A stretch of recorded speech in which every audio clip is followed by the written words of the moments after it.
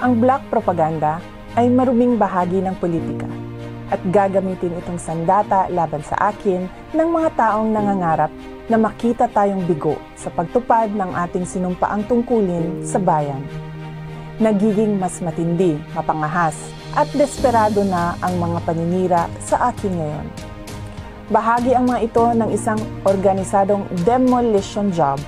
na ang layunin ay sirain ang aking integridad at gumawa ng imahe na ako ay isang mamamatay tao na korap, abusado, taksil at isang warlord.